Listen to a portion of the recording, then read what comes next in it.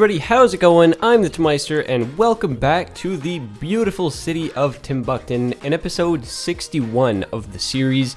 In today's episode, guys, we will be continuing on with the retail location theme, meaning that basically what we're going to be working on is the same type of stuff that we did in last episode with the mall, but on the other side of the street, literally. So over here is going to be much of the same, like strip malls, restaurants, you know, the usual stuff that you find in these sort of retail districts in North American cities. So the cool thing about this area is all of what I'm going to build is in like this encircled area right by the highway. So yeah, we're, like I said, strip malls and little stores and all sorts of things like that. So, I mean, there's really not a whole lot to say, honestly, because, yeah, it's much of the same as the mall. But I feel like I have to get this out of the way to complete this entire retail zone. And after that, we can move on to other things. So, with this section being built, it kind of screws up with the commercial demand of the city. Like, you know, as you can see, my commercial demand is already quite low, and I'm just going and, you know, plopping huge amounts of retail commercial space. So yeah, that's like, with everything that we're going to build in this episode and with the mall that we built in the last episode, I mean, we have such an abundance of commercial zoning now. We probably won't have to plop another store in town for quite a while. But that's okay, because now that we have this huge abundance of retail space, we can then start to plop down some residential in the next episode. So that's probably what we're going to be doing, like after this area has been complete. But anyways, focusing on this particular area, and coming up in just a second here, we're going to have a nice huge Home Depot location. And what's cool about this entire retail space is it's right by the highway. It's high visibility. And the reason why I chose this particular location to build all of this massive retail space is just that. It's because it's highly visible from the highway. And similar to my city in real life, Timbukton has a lot of, I guess, retail per capita, or like retail per population. I'm not sure if there's like an actual term for what I'm trying to say here, but anyways, a lot of, like, basically what I'm trying to explain is a lot of visitors from outside Timbukton come to Timbukton to shop, even though Timbukton is really not a large city. And the reason for that, or like the reason why I'm building it this way, is it's kind of similar to my city in real life. So I live in Moncton, well, near Moncton, New Brunswick, and Moncton's kind of weird in that it's not a big city by any means. I think there's like 120-some thousand people in the city, but for the size of the city that we are, there's a huge amount of retail choice, I guess. So like, obviously, you're not going to have the same amount of retail choice that you would have like in huge metropolitan areas. But like, we have a Costco, we have like, you know, your typical Walmarts. We have like a lot of choice compared to a lot of similar sized cities. And I wanted to make Timbukton kind of the same thing. So meaning that Timbukton is not a big city by any means, but because of its location, it's very strategic. You know, it makes sense to have a lot of retail space, a lot of retail choice, and, you know, that's kind of the thought going behind, you know, the fact that we have just so many retail areas in Timbukton. And again, as you're seeing, guys, I'm heavily using the big parking lots mod in this episode. Although you may have noticed a little difference, I'm using darker road textures. So literally right before starting this project, the creator of the big parking lots mod just uploaded a darker version of his original mod on the workshop. So I got kind of excited about that, and I immediately just jumped in the game and started playing around with that. Because honestly, originally I thought that the regular big parking lot road texture was a little too bright, and I initially tried to darken them a little bit using the it's part of the network skins, I believe, that you're able to like re-texture your roads, or at least like change the color of them. But that proved to be pretty glitchy, and I didn't have much success with that. So I just said, well, screw it. You know, it's not that bad. Like the textures are still really nice. It's really not that much of a big deal. So when I saw that the creator released the darker version, that was pretty cool. Although, ironically, I find that they're a little too dark. I don't know, it's just my personal preference. I would have rather... I kind of wish that they were like in between the two, but it's really not that much of a big deal. But I actually think that it's pretty cool to have two separate textures because, you know, it's like as if the pavement is just newer, right? So we could maybe say that this entire parking lot that we were just working on is like pretty much brand new, fresh pavement right there on the ground. So yeah, I mean, it's really not that much of a big deal, and it doesn't take away from the quality of the mod at all.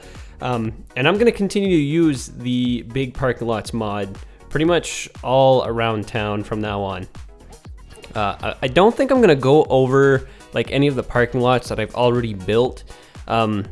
I just don't think that's really necessary because the parking lots road mod, or the parking lot roads mod, is still very good. I still really enjoy it.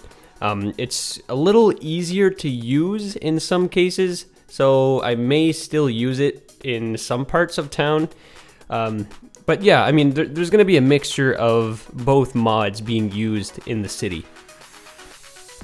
So yeah, now we're heading on over to a Costco, and as you can see right here, we're using the lighter textures of the big parking lots mod. So yeah, I mean, nothing too special about the Costco. It's pretty standard, I would say. Quite a lot of parking goes into your average Costco. But the unique thing about this Costco is whatever pack this is from, this has been in my inventory for like forever.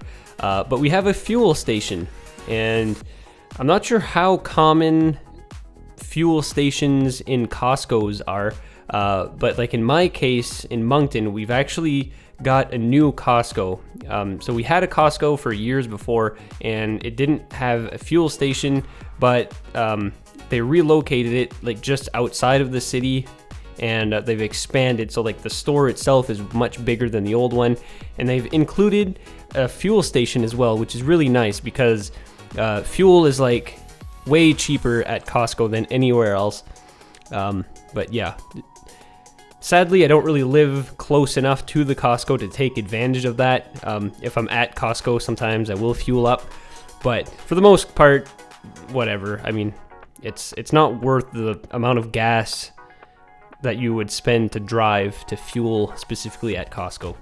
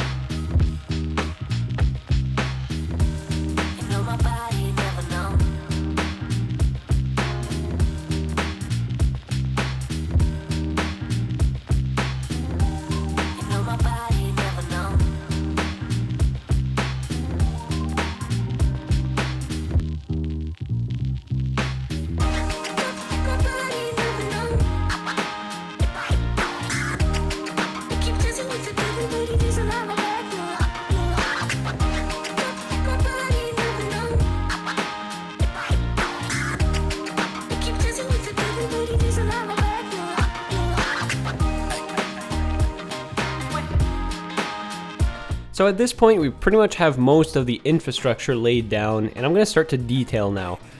As far as detailing, I don't want to go too crazy. The fun thing about retail locations like these is most of the buildings that you can find on the workshop are actually like so well textured and detailed in themselves. You don't really need to add that much detail around them to make them look nicer. And not only that is like in retail spaces like these, you typically don't find a lot of like little parks and nooks and crannies like you would in like a downtown of a city. Like, I don't know, usually they're just like massive parking spaces and massive amounts of green, like just grass. So nothing too difficult really goes into these kind of areas. The only details that you could really start to go into are like little cart corrals. In this case, I'm just adding some little signs and garbage bins, just some little, subtle details here and there. But to me, the interesting part of these retail spaces are not so much the details around them, but the stores themselves. I've always thought that it was kind of fun to have a city with like a Walmart and McDonald's and all like the classic American huge brand name stores. I don't know if you guys know what I mean, but like, the buildings themselves are what captivates your interest in these types of areas, because like there's a sort of familiarity in them, so it kind of saves you from having to go crazy on the details. So yeah, as far as details, I'm just gonna add a few little trees and little things to plump up the area. As you've seen me do near the Home Depot, I went a little bit more, I guess, in detail there out in the front of the store. Typically in Home Depot locations, you'll always find like, chairs and outdoor seasonal things out in the parking lot or out like in the front of the store. So I just decided to add some of those details. So now what I'm starting to work on, guys, is basically an access road that will connect directly to the highway. And this will serve as a sort of shortcut for travelers coming from outside of the city, and it enables them to like branch right off of the highway and immediately go into the retail location. And another reason why I built it this way, instead of just having like a bridge going over the highway onto the other side, you'll see what I mean in just a second here. But I'm not really sure what I want to build on the other side of this highway yet. It's probably just going to be residential areas, so I didn't really need to provide like a bridge going across this highway here. Like, it might even just be trees and farmland, I don't know. But I decided to create a little interchange here to provide easy access from outside of the city into the retail location. It's a nice simple interchange, nothing complicated, but I think it fits well into this location.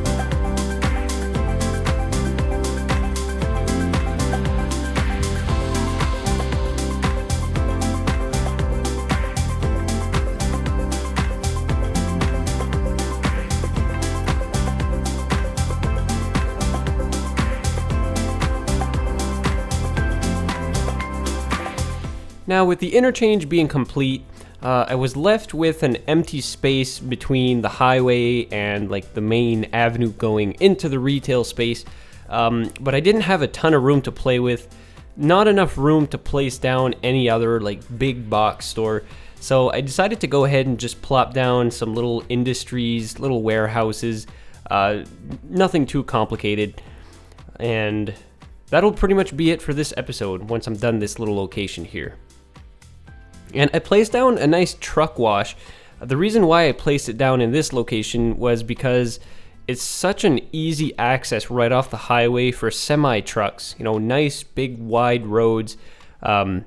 It's kind of like the perfect location for a truck car wash like this, or a truck wash really. And yeah, other than that, a couple of warehouses. I decided to create a nice storage unit place as well. And yeah, nothing too extravagant, just some filler buildings really to accent this little area here. But after that, that's pretty much going to be it for this episode. So yeah, and you can't forget some classic billboards right by the highway. And I'm probably going to actually end up going over this entire area at some point, guys. I've been talking about making some driving videos pretty soon too. So to do that, I'm probably going to have to re-detail parts of these places, like, you know, placing down some barriers along the highways, maybe moving around some trees. I'm not sure. I pretty much go, like, I don't know. I figure everything out as I go. But yeah. And another thing that I have to mention here, there's like a glitch that started affecting my game. I'm not sure if it's so much of a glitch, but whenever I'm plopping down some streets, using the network skins tool, either to remove trees or change trees on the sides of the streets, sometimes the vanilla trees will reappear, as you were seeing just a second ago. I'm not sure if that's like a new glitch, but it really hasn't happened before until like maybe a month ago. So it's kind of annoying, but it's pretty easy to work around, so not a big deal. I just thought I would let you guys know in case you were wondering, like, oh, why are like there vanilla trees? But yeah.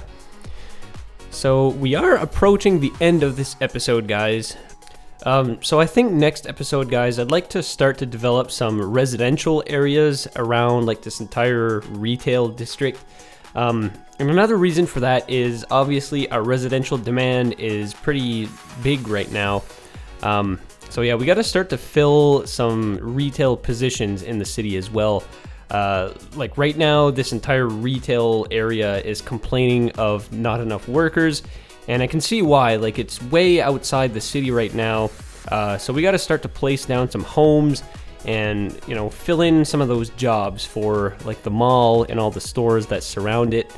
So I think next episode we're gonna start to bridge the gap between the airport, the mall, and the rest of the city.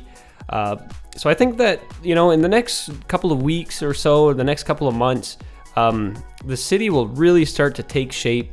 And like I said, I've been talking about driving videos coming up pretty soon, and I'd love to be able to make another driving video shortly, as soon as possible, in Timbukton. And you know, once Timbukton reaches a certain stage, guys, we'll be able to make a ton of driving videos. It's going to be really great. I can't wait to bring you guys some driving videos. Like, you know, in any type of building, I mean, like in any series that I've started so far, guys, I've always had in the back of my mind, like after every episode, driving videos. Like, they're some of my favorite videos to create. Whether it be like Argamel or even Chenov stock, I plan on making some driving videos. So you guys seem to enjoy them a lot as well. Like, my driving videos usually do quite well, even compared to like any other type of video. So yeah, I'm really excited to bring you guys some more driving videos. I'm just gonna briefly redo this dealership. I plopped down a Hyundai dealership, but I figured that I didn't have any Hyundai assets in my collection. But then I learned that I have a bunch of Ford assets, so I figured, just destroy the Hyundai dealership and replace it with a Ford dealership. It's as simple as that. So that's going to be the last minute or so of the episode, but stay tuned till the very end, guys, of this video, because we get into some pretty cool cinematics of this entire retail space. So yeah, that is going to be it for me today, guys. I really hoped you enjoyed this episode, and if you did, please give it a good old thumbs up. Also, subscribe to the channel for much more content just like this coming your way. And also check out my Patreon page if you'd like other means of supporting the channel. Until the next episode, please take care.